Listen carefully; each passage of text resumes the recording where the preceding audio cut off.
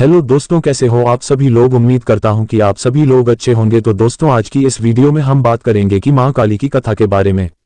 प्राचीन काल की बात है।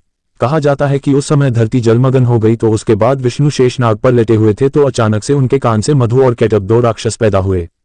और उसके बाद ये दोनों राक्षस भगवान विष्णु की नाभि के उपकमल पर विराजमान भगवान विष्णु को मारने का प्रयास करने लगे। उसके बाद जब ब्रह्मा जी ने देखा कि दोनों असुर उनके ऊपर आक्रमण कर रहे हैं, तो उसके बाद उन्होंने आदि शक्ति की स्तुति की। और उसके बाद मां काली आदि शक्ति के रूप में आई, और उसके बाद भगवान विष्णु भी उठ गए और फिर उन मधु और केटभ के साथ युद्ध करने लग गए। और यह युद्ध 5000 वर्षों तक चलता रहा, लेकिन कोई भी सफल नहीं हो सका, क्योंकि असुरों को इच्छा मौत का वर पहले ही दिया जा चुका था। उसके बाद विष्णु ने माता की स्तुति की, और उसके बाद माता ने विष्णु को उन राक्षसों के अंत का वर दिया। और उसके बाद मां की माया की वजह से असुर काफी भ्रमित हो गए, और वे असुर भगवान विष्णु से कहने लगे कि हम आपको वर देना चाहते हैं, आप जो भी चाहते हैं वह मांग सकते हैं। और उसके बाद भगवान विष्णु ये कहते हैं कि तुम हमें वर दो कि तुम्हारी मौत मेरे हाथों से हो जाए। तो उसके बाद वे राक्षस भ्रमित होते हैं, जिसकी वजह से वर देते हैं। और उसके बाद भगवान विष्णु उनका सर काट देते हैं। उसके बाद कहा जाता है कि देवी महाकाली हिमालय चली जाती है।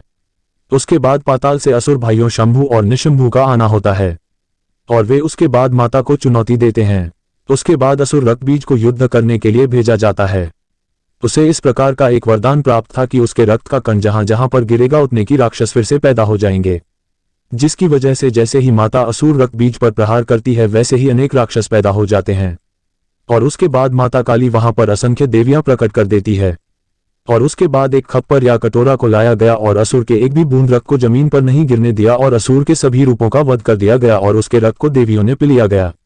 इस तरह से आप समझ सकते हैं ये कितना उपयोगी रहा। और उसके बाद शंभु और निशंभु युद्ध करने के लिए आए, लेकिन उन दोनों को भी माता ने मार दिया, और इस तरह से धरती को राक्षसों से साफ कर दिया था। धरती का भार काफी कम हो गया था। तो दोस्तों, आपको ये जानकारी कैसी लगी मुझे जरूर लिखें। चैनल को सब्सक्राइब जरूर कीजिए। धन्यवाद।